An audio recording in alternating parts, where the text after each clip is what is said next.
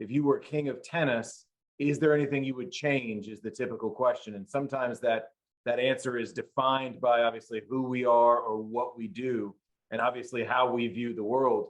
And you've got a unique view of the world at this point in your life. So if you were king of tennis, is there anything you would change, anything you would do? Well, I think there's a couple of things. I know that there was I'm not sure if it was Tiafo or Fritz, maybe one of them, that mentioned, to have a bit more fun, even at changeovers where you've got music. And I would like to see more entertainment. But really, the number one thing, when I was a coach at Texas Tech, I was also a promoter.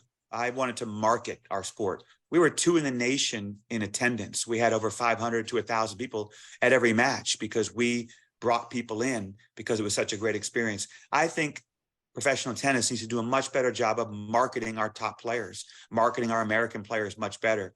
Someone who's ranked 30 in the world may go on the street and not be recognized, but in Europe, because of soccer and tennis being the top 2, they are. I just think professional tennis, it's incredible what these players are doing. I think we are at a great time, both men and women, where there are, so many good players. It's not so top heavy where anybody can win a Grand Slam. Certainly the Alcarazes of the world, they bring such joy and excitement and energy.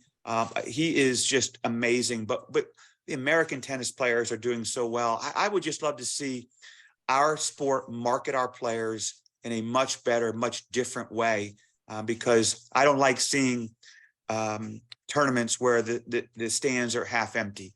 And it's so important now, with certainly pickleball has become so prominent, but I think both can kind of help each other. But I just want to see our sport thrive, because there's probably never been a better time. The Djokovic's, the Federers, and the Nadals, the big 3 are slowly going away to about just the big 1. But Djokovic now has some competition. We have so many great players now. And I think if you polled the average tennis fan, they may not even know what some of these guys and how great some of these guys really are. So, I certainly want to promote the sport. I'm doing that as much as I can on a collegiate level.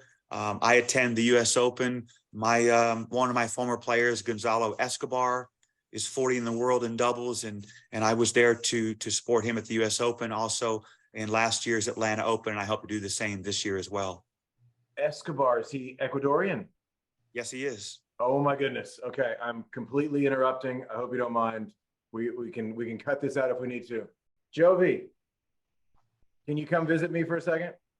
All right. So my wife is from Ecuador, and we struggle to find Ecuadorian players because there's just not that many that come from the country.